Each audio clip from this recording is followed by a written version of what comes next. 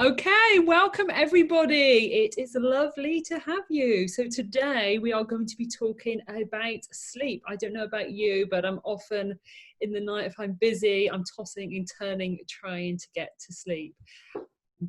I specialize in lower backs and I help people with lower backs recover from any back injuries or help them to improve their back so they can get more mobile. So Caryl, tell me a little bit about you, what you do and how you help people.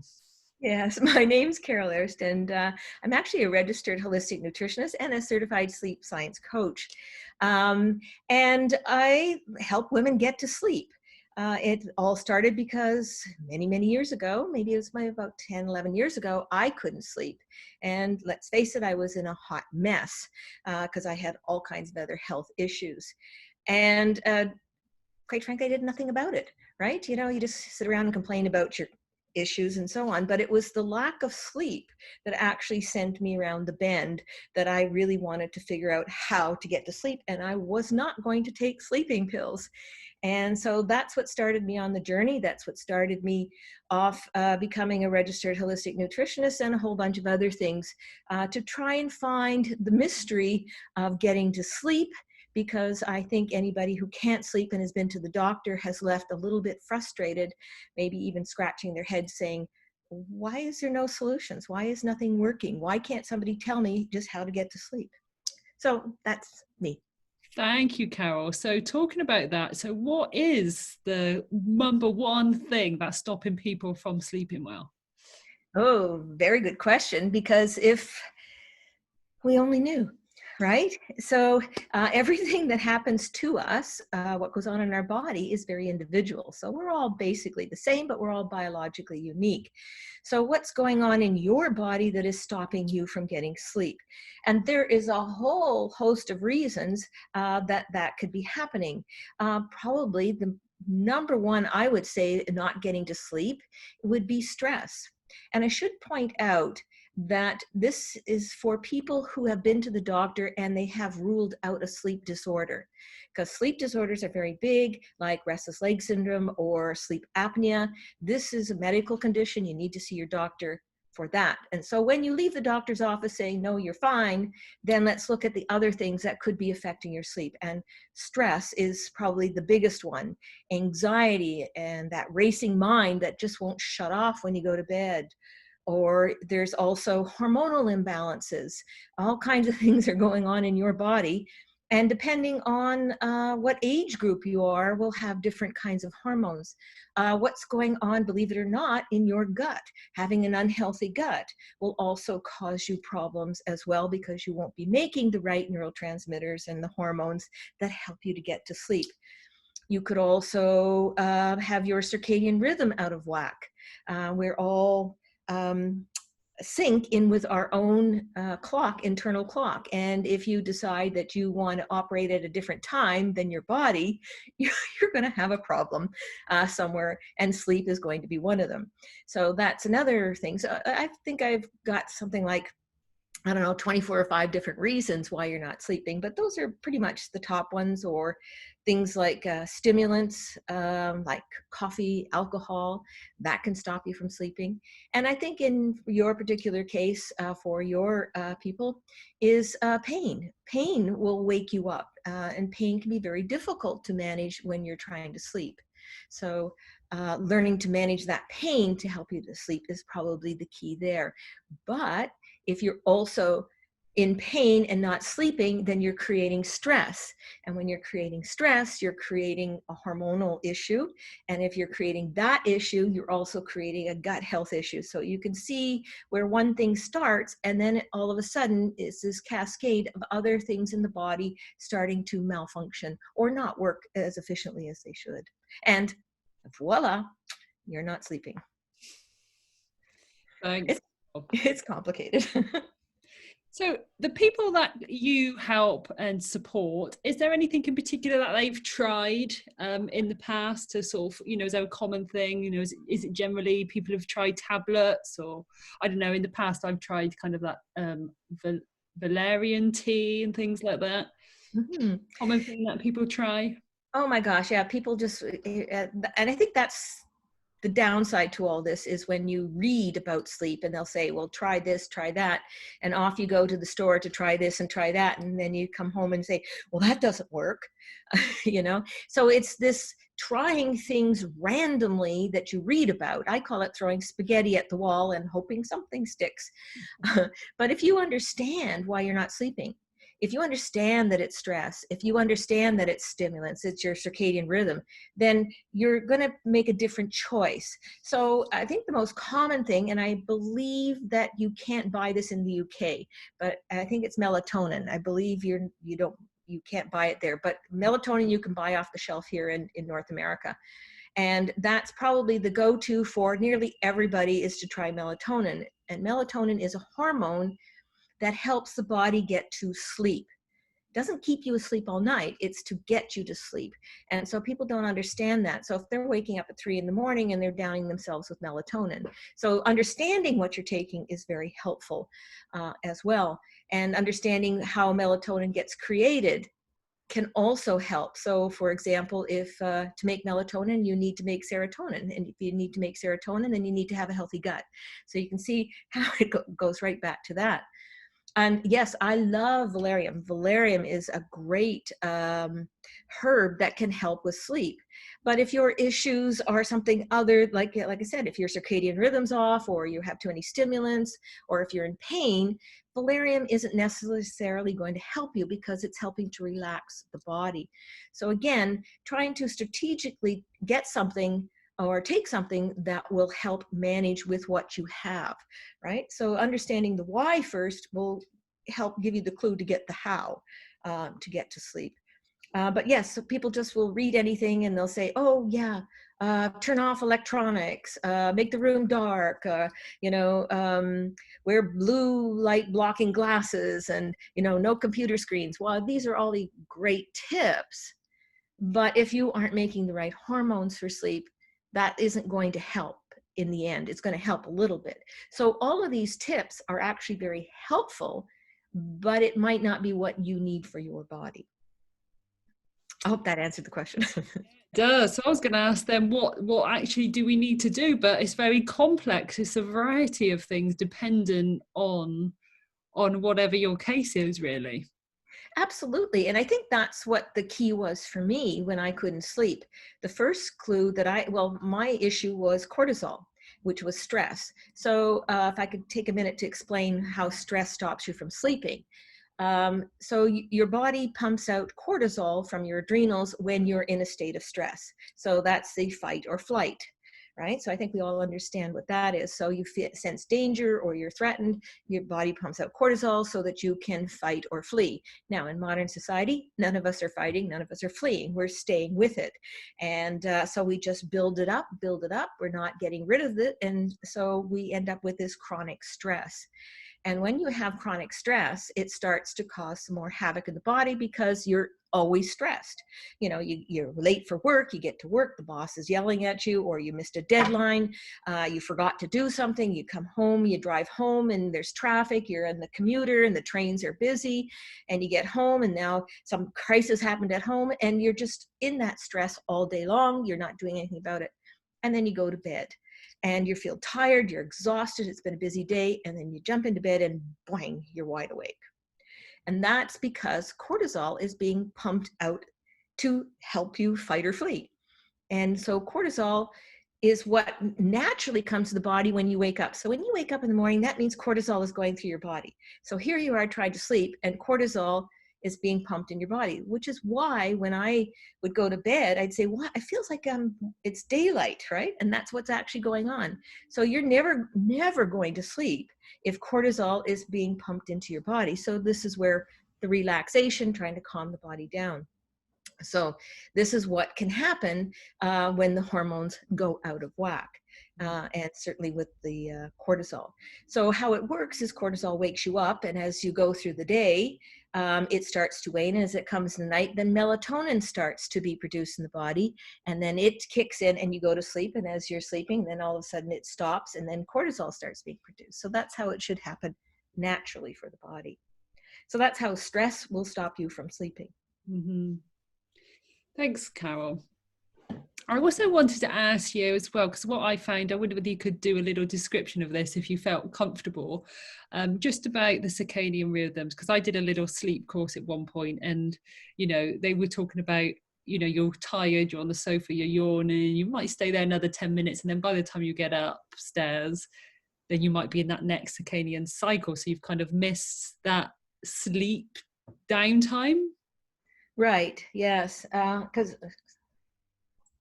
Yes, I do wonder if you could just talk a little bit to educate people. well, it's, you know, science is becoming more and more information about this. It's actually kind of really fascinating. So we have our internal clock, and it's located in our brain, in our hypothalamus, and it's called the master clock, because our whole body has clocks, believe it or not. It's like I have this image of this whole body full of little clocks. And everything we do is on a timer. So, and the master clock is, of course, in the brain.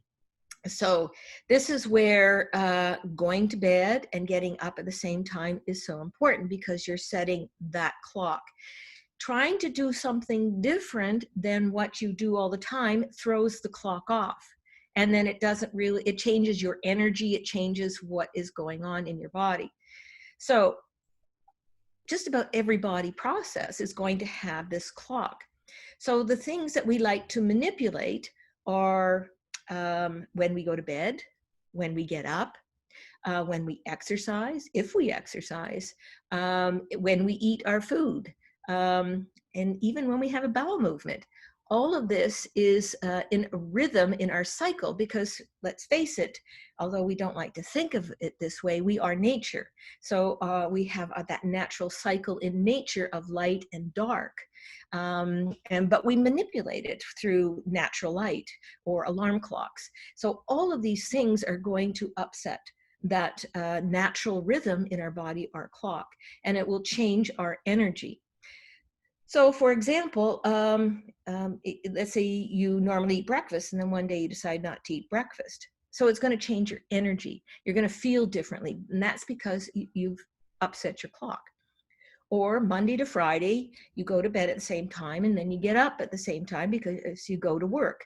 And then on the weekends, it's party time. Like, I'm going to stay up tonight. And then you're going to start to have difficulty sleeping. I think most people know, come Sunday night, how come I can't sleep? Well, that's your circadian rhythm. You've just made a mess of it, right? And so the most important thing, I think, for people is to, I mean, let's face it, we all maybe want to go on a party one night. Maybe we'll stay up till midnight. We don't always have to, but just know that you're going to upset your body rhythm, right? This is why some people can, miss their bowel movement, for example, because they've changed the timing of their body, because the body wants to do the same thing all the time. So, just know that if you do something different, then you're going to make that change. So what you can do to help with your rhythm is to, when you get up in the morning, open up that window or get outside and have the light, the daylight, come into your face and into your eyes, because that's then sending a signal to your brain of setting your clock. And then at night, keep the lights low. You don't need to have every light on the house, looking at your screen, having the big TV on, and having the light constantly in you, because then you're upsetting your circadian rhythm. So keep your place as dark as you can, within reason, because you have chores to do or things to do that you need to do with some light on, right? Or you want to watch a little bit of TV. But just know that that's what's going on in your body. Hope that explained it. Really interesting. Yes, I hadn't heard about all the different clocks of the body and how that all relates, but yeah, I can totally see that. And I'm always saying to my husband on the weekends, don't have a light, don't go to bed late, stick to the same time. I tested it years ago. I tested it getting up the same time every day, and I felt so much better than kind of messing it all up. So yeah, because I think this is where people get into this habit of or they think things, people will say crazy things like, oh, I'll sleep when I'm dead, because I'm having fun, I want to do this. And then all of a sudden things happen in their body and they're not equating it to what they're trying to manipulate in their body, right? So that you become out of awareness, you're out of nature of what's happening in your body. Yes, very interesting. Mm-hmm. So is there any particular sort of guide or tips or anything that anyone could look at or check you out anywhere? Well, sure. They can come to my website, or, if anybody's not sleeping and would like to be in community, I have a Facebook group called Journey to Sleep. And so that's where people can get to know me a little bit, and we talk about the issues of sleep. My business is Heart to Heart Nutrition. And so you can look that up on the web. It's .ca. Heart2heartnutrition.ca is the website. It's all about the sleep. And so if I think you wanted some tips or something to get people started, there's lots. So I think what I'd like to just talk about is for people to think about where in their body they're out of balance. And there's really 5 things that you can look at. So one is your diet. So what are you eating? What is causing you maybe to not sleep? And what are you missing in your diet that is helpful to produce your hormones and neurotransmitters? Because if we're not giving our body the nutrients, it's not going to make it, right? And also, this also comes out of looking at how the state of your gut health is as well. Exercise. Are you moving your body?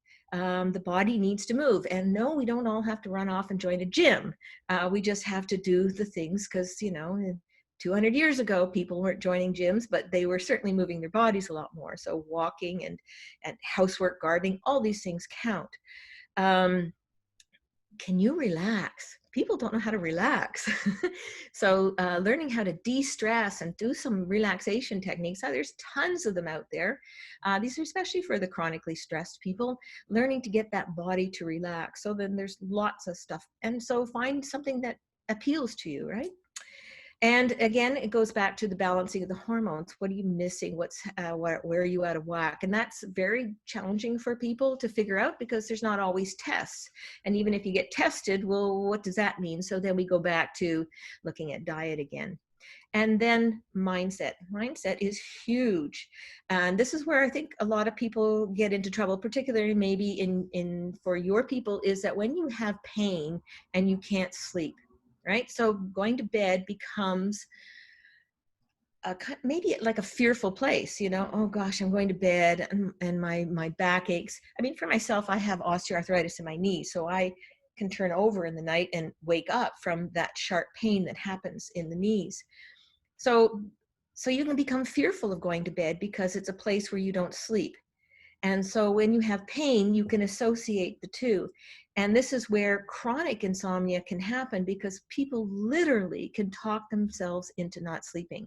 So let's say you fixed your back problem or you fixed your knee problem and you're fine, but now you've associated your bed as a place of where you can't sleep. And so you've actually talked yourself into not sleeping, which I think is fascinating to have happen. So where one thing is completely different from the other and you end up with a different problem than you started with because of how you viewed it. So those are my 5 things that the body goes out of balance. So, I could throw off all kinds of tips for people, but like I said, what's the one thing that's going to help them? It's going to be different from somebody else. So, you talked about the nutrition as well. So what is a common thing, if somebody was one of your clients, do they have like a nutrition test and then you work through that? I mean, well, because again, everybody's unique, everybody's microbiome, their gut is so different. So when I start working, because in my program, I have a 12-week coaching program to help somebody get to sleep, and nutrition is just one component of it. So working on the nutritional component, if I see that it's not working or there's a lot more work to be done, then we can discuss how else to help that. But I think nearly everybody I've met so far, it seems to have something to do with their microbiome. So the state of the health of their gut. So that's pretty key in a lot of stuff because, like I said, a lot of the hormones and neurotransmitters are made in the gut. And if it's not healthy, then it's like that catch-22. Then you're creating stress in your body. And so now you're developing chronic stress. So what came first, right? Yeah. So looking at the diet is huge, but what are you missing? What are you not eating? Or what are you eating too much of, right? So where is it? So I think, we start off with the caffeine issues, because that seems to be a biggie for most people, and just see how it affects your body. Mhm. So, because caffeine is going to affect people differently. It's actually a DNA in our DNA tells us how we can process caffeine. So I have this booklet on how, I had my genes tested, and 50% of people will have a gene that you can't process caffeine. Gosh. So I have that gene. So I'm very sensitive to caffeine, but my whole life I drank coffee, and I had it after dinner. In those days, everybody had coffee after dinner, and then I would go to bed. So I found it really fascinating that I have a gene that can't process caffeine. So what that explains is it's about gene expression. So you have the gene, but you don't have to express it. But because I drank a lot of coffee, I expressed it. So this means for me, I dare not drink any caffeine after 10 in the morning, because it will take me about 12 hours to actually process it through my body. So some people, it normally takes about 5 or 6 hours. So it all depends if you have the gene or you express the gene. You can be very sensitive to the caffeine. And that includes even things like green tea. Has caffeine. I can't drink green tea in the afternoon either. So, like I said, everybody's individual, and this is why it's challenging, because you've got your genes in there to play with too, right? Yes. Yeah. Very helpful. Thank you, Kathy. What was I going to ask you? Oh, I don't know if you know the answer to this or not, so feel We'll free. find out. But while we get an interesting subject on the gut at the moment, I've always what is the difference? There's prebiotics, there's probiotics. Do you know the difference between? Absolutely. Yeah, that is very confusing for people. The difference is a probiotic is the bacteria. Okay, so in our gut, let's keep it real simple. We have good bacteria, bad bacteria. And of course, we want more good bacteria than bad bacteria. So this is what we're born with. So when we're born, this is our gut microbiome is what we get. So this is our gut bacteria. So what happens in your life that changes that balance? And things like antibiotics, your environment, your stress, lack of sleep will all change the balance, and your diet will change. So probiotics is actually the bacteria that we take in, and they're called transient bacteria because we're born with what we have. That's called residential. These are the bacteria that lives there. But we can't, science isn't there. Well, there is a little bit. We can talk about that if you're interested, but we can't really change that. Like you can't get more bacteria to live in your gut. So this is why we take probiotics, because that becomes a transient bacteria. So it will go into your gut, and it will hang around there maybe 1, 2, 3, maybe even sometimes even a week or so. It'll live there, but it gets eliminated. So it doesn't colonize in your gut. So we need to constantly, if we have a gut issue, we need to make sure we have probiotics. And probiotics doesn't necessarily mean supplements and pills. You can take probiotic food. Now, prebiotics are the foods that feed the good bacteria. So it's the kind of food that helps to make your good bacteria more healthier and diverse, because the more diverse your gut bacteria is, the healthier it be. So these are especially important for people who like to eat the same food every day. You're not getting the diversity in your gut bacteria. So having more diverse foods will help. And also, I think we kind of know what would feed the bad bacteria. I think everybody's sitting there thinking, I think it must be things like sugar. Yeah, the kind of things we like. So that's going to feed your bad bacteria. So we want to make sure that we feed our good bacteria the prebiotic food so that they can flourish for what it lives there. Yeah. Very interesting. You've educated me lots, Caryl. And thought it was just sleep, right? But that shows you how complicated, because sleep is actually a symptom of something going on in your body. And so we have to look for why are you not sleeping? So, this is why I find it so sad when you go to the doctor and they, I don't know why you're not sleeping. You don't have sleep apnea. You don't have anything wrong. That's what happened to me. No, there's nothing wrong with you. I went for a sleep study. No, you're fine. But why aren't I sleeping? And well, I don't know. And so would you like a sleeping pill? Right? So it's like with everything that goes wrong in your body, why do I have this? What is the cause? Because that's really helpful. Treating the symptom means you still have the problem. So if you can't sleep and you take a sleeping pill, yeah, great, maybe you'll sleep. Oops, and maybe you might even become addicted to them. But if it's because you have a gut health issue, you still have a gut health issue. And that's going to show up somewhere else. You're going to start a cascade of different things, right? Yeah, and I always think once you take one tablet, it's then leading on to something else. I remember my nan took sleeping tablets, and then it was something else. And but yeah, it's tough if you can't sleep. You feel like you want to just try anything, I suppose, if you're really struggling.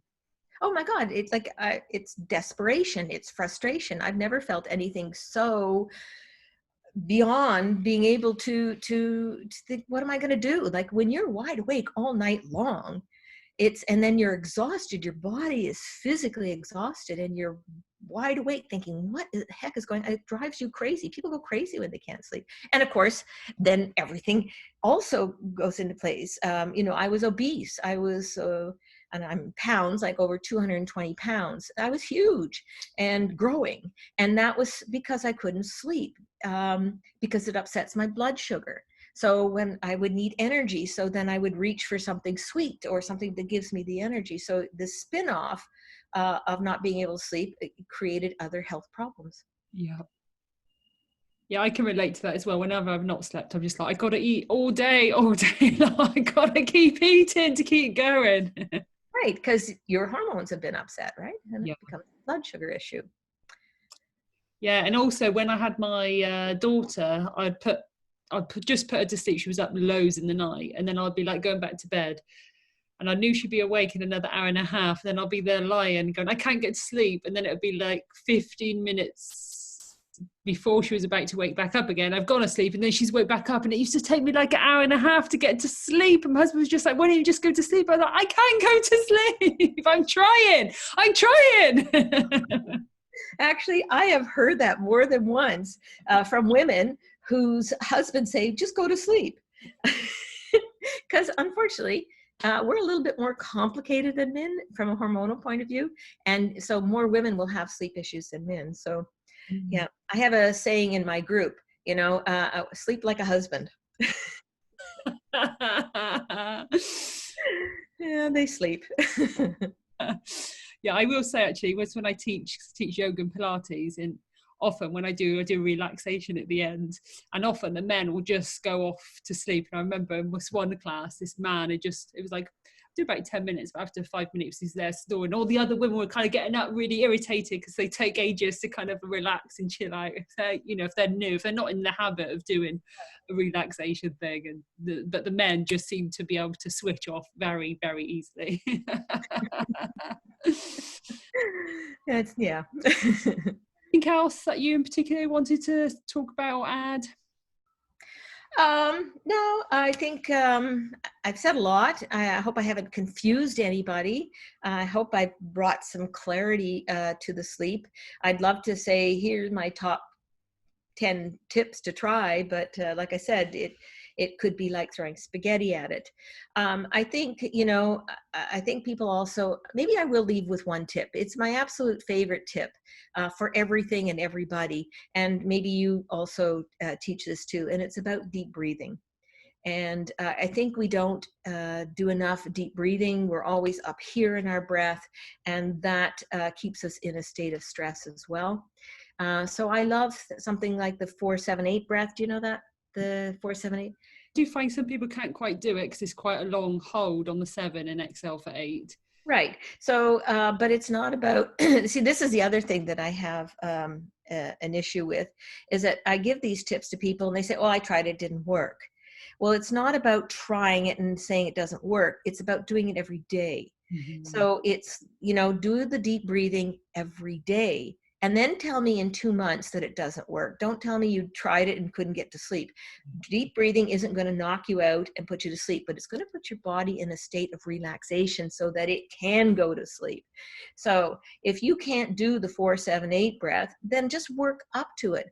The big thing to remember is that you want a longer exhale than the inhale. So as long as the exhale is longer, so if you can't do 4-7-8, well, try 4-6-7 until you can get up to 7-8. So it's about working towards something. Once you try it, especially if you've been breathing up here, it's going to be challenging, but the more you do it, then it becomes easier. And you only need to do it 4 times, twice a day. How easy is that? It's really an easy thing, and it's very profound in the body if you can get into the habit of doing it twice a day, every day. It's that habit, and it's changing those neural pathways. I always say it's like walking through a field of long grass, and the first time you walk through it, you can kind of see the pathway, but the more and more we practice it, that path becomes so much clearer, so then it becomes easier to do. Yes. Yeah, so it's not about trying, it's about doing. Yes, totally. Well, thank you so much, Caryl. It's been a delight. If you want to leave your details again, just in case people didn't catch them earlier, that would be absolutely fantastic. Okay, well, the easiest way is join the Facebook group, Journey to Sleep. And if you want to know more, go to my website, which is www.heart2heartnutrition.ca. Fantastic. Thank you, Caryl. And if I want to check out my Facebook group, it's Lower Back Pain Support. And my website is Yoga Keynsham, KEYNSHAM.com, I think. I think I've got both .co.uk and .com, and in there I've got some free resources, exercise videos, as Caryl mentioned about that today, and some meditation and relaxations too. So check Caryl's out, check mine out, and if you've got any particular questions, do pop them in the comment box, and Caryl and I will do our best to answer them for you. So thank you ever so much for watching. Have a great day. Bye-bye. Bye.